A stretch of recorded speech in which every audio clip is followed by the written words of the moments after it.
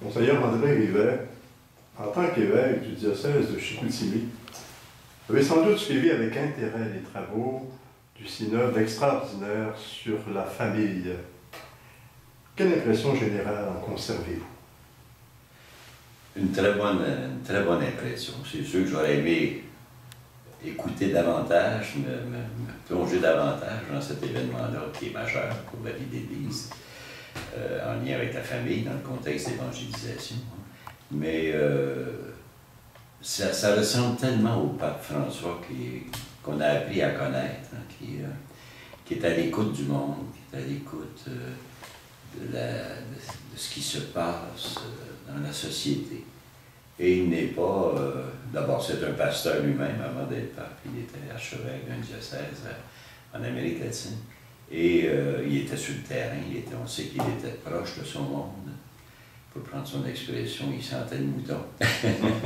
Mais à l'écoute du monde, il a bien réalisé comment, dans la crise de valeurs actuelles, au niveau spirituel, au niveau social, il a bien réalisé que la famille était brassée par des vents très très forts actuellement. Et c'est pas étonnant, puis c'est une joie pour moi personnellement qu'il ait comme première idée de synode, un synode sur la famille. C'est un besoin, c'est une réponse, je pense, à un besoin qui est réel dans le contexte actuel. Et c'est pour ça que ça me réjouit d'abord qu'on ait regardé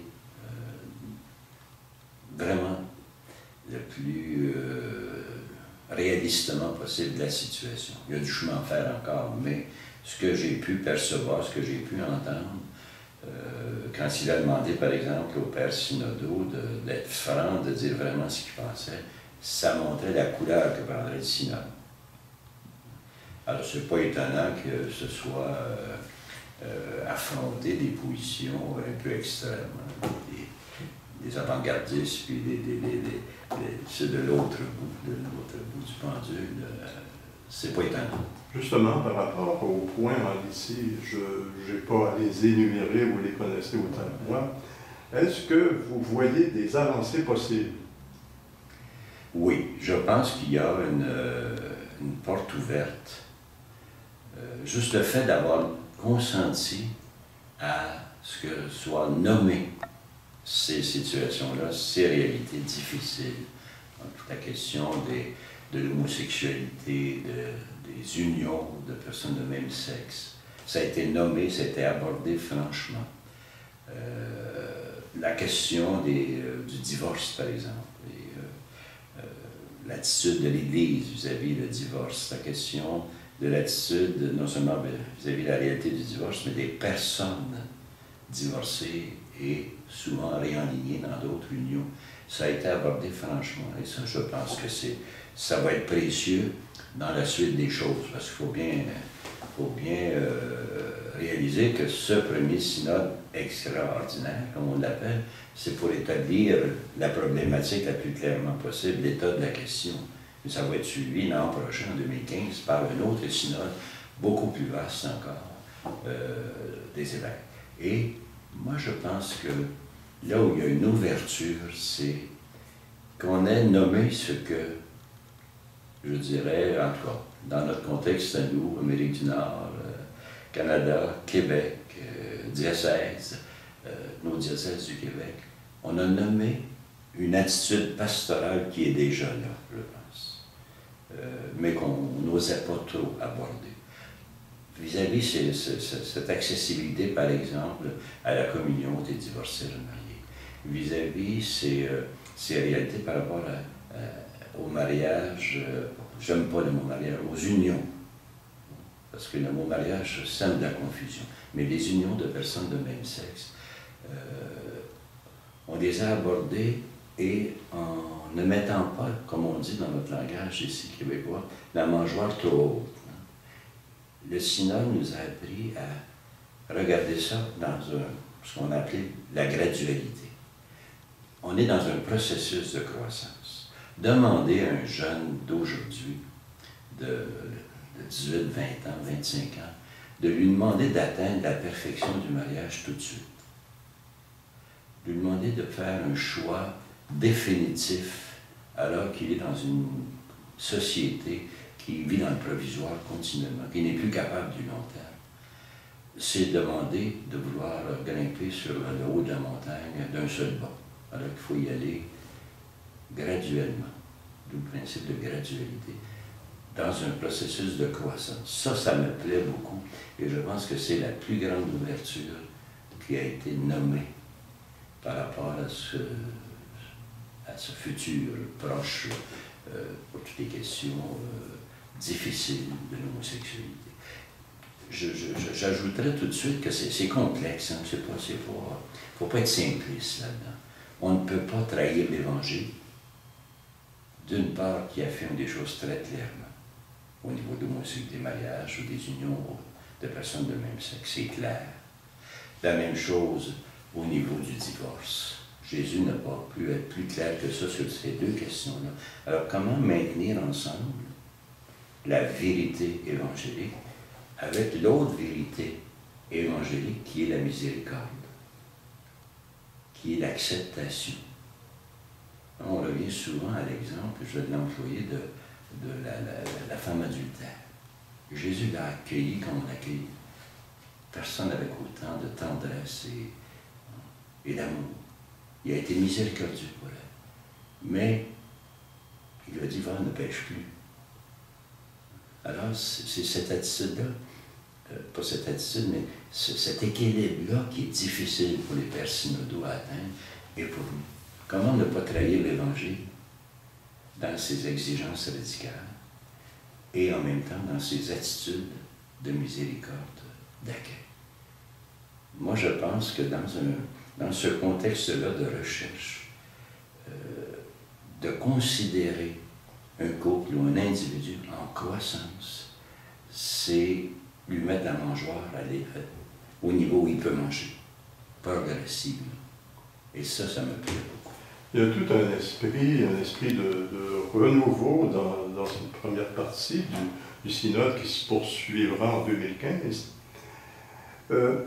Auriez-vous des recommandations à faire aux diocésains?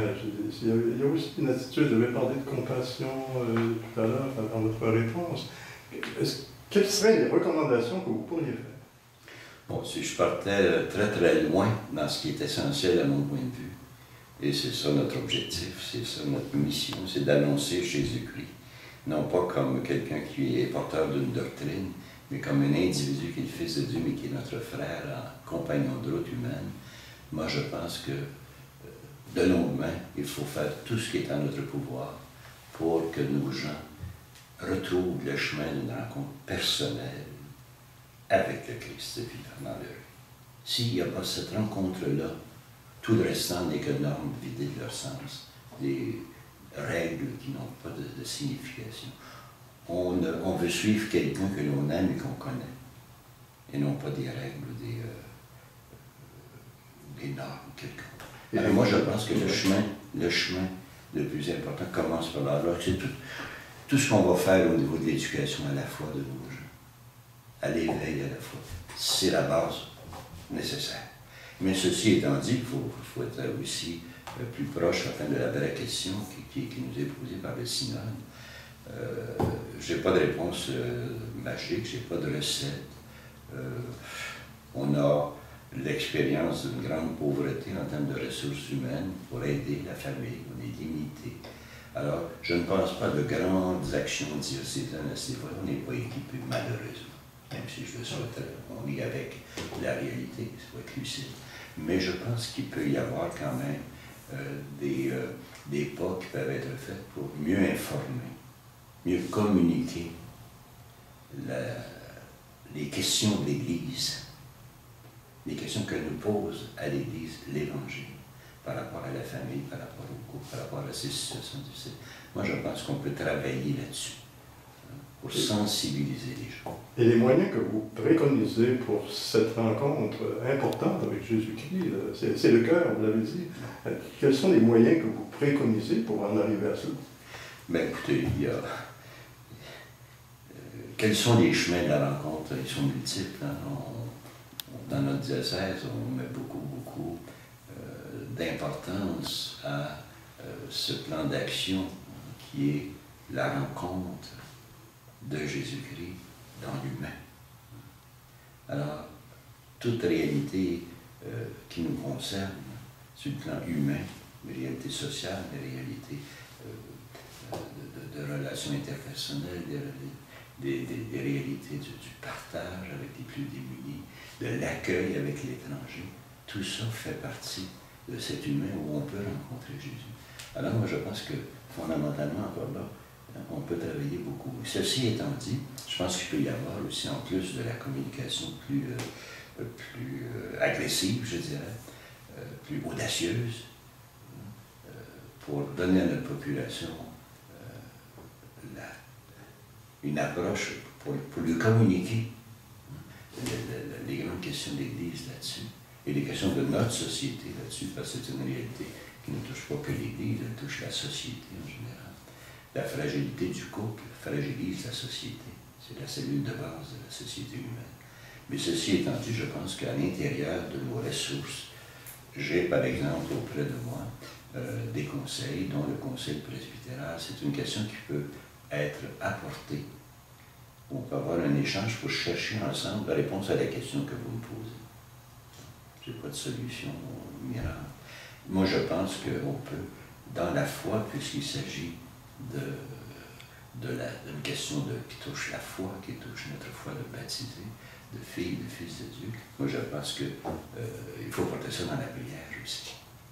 Pourquoi n'y aurait-il pas, à certains moments forts ou de façon un peu continue, dans les célébrations, soit de la parole ou de l'Eucharistie, dans les groupes de prière, pourquoi il n'y aurait pas une invitation à prier fortement pour la famille, afin qu'elle trouve le chemin de Jésus. Donc c'est un de vos vœux d'ici la prochaine session du synode. Oui, et au cours de la prochaine session oui. du synode. Et je vais attendre ce synode et je vais m'y préparer moi aussi, comme j'espère que les diocésains vont le faire et les ressources humaines du diocèse, à cette deuxième synode ordinaire de la famille dans le contexte d'évangélisation. Merci, Monseigneur Duvet.